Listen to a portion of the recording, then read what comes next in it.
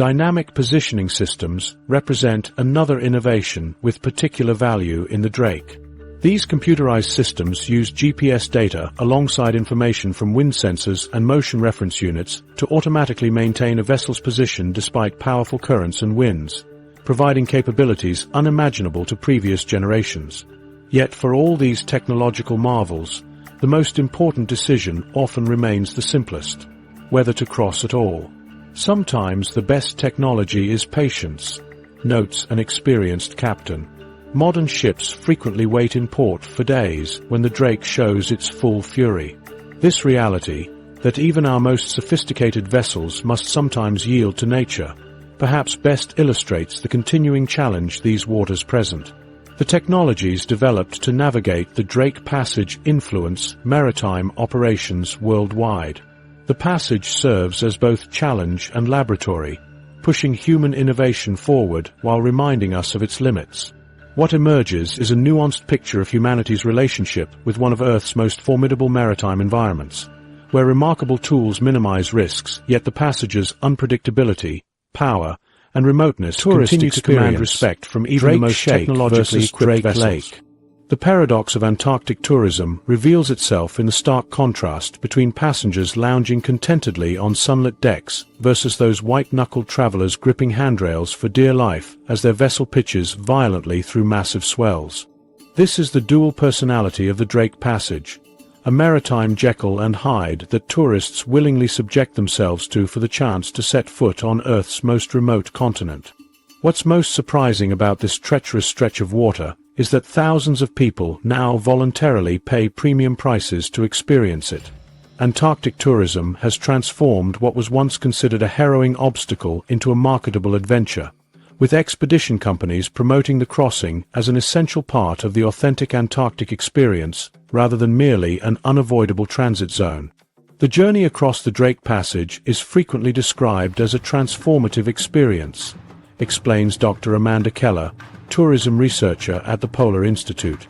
Many travelers view it as a fundamental component of their expedition, a physical and psychological journey that's both challenging and rewarding.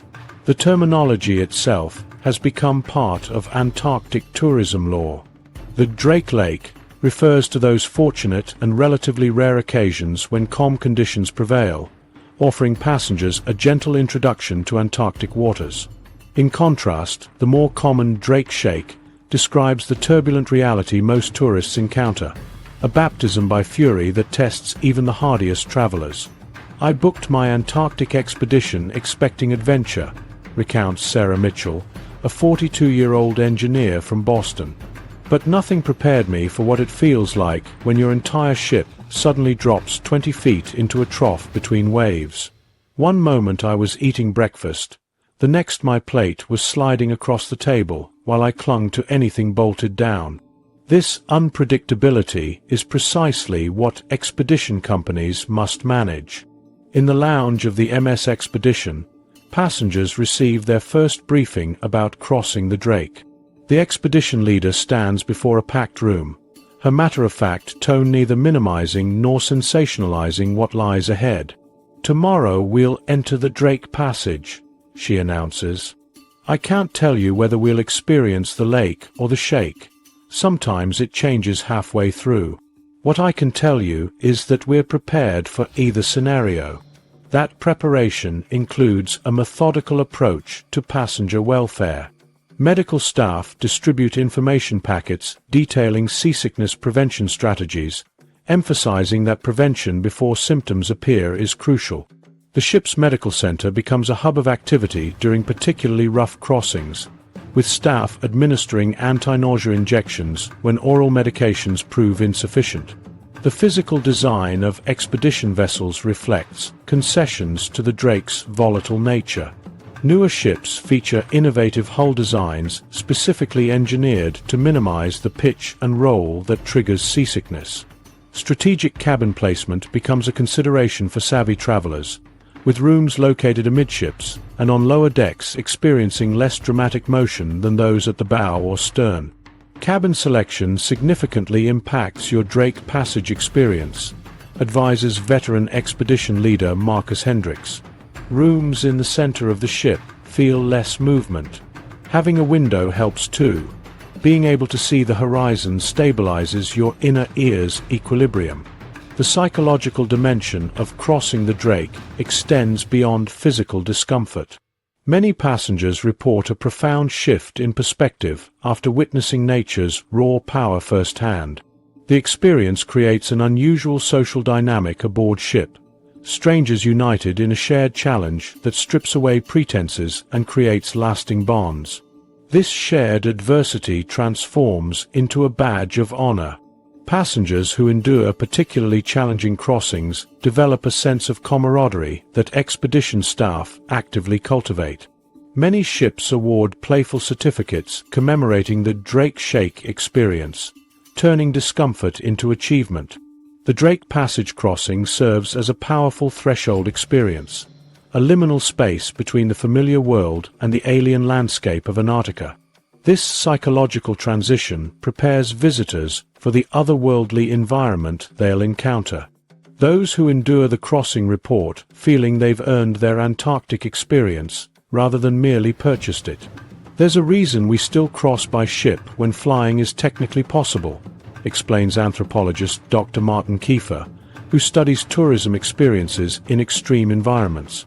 The Drake Passage functions as what anthropologists call a rite of passage.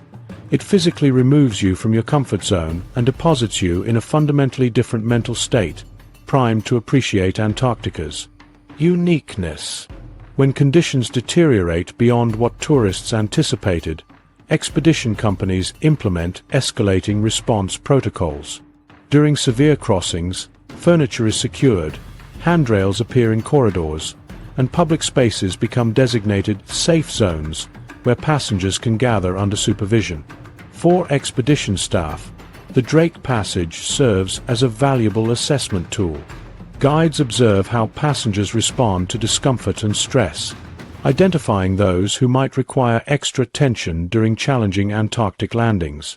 The crossing effectively separates those with genuine adaptability from those who merely believed themselves adventurous. The rising popularity of Antarctic tourism despite, or perhaps because of, the Drake Passage Challenge reveals something profound about human nature.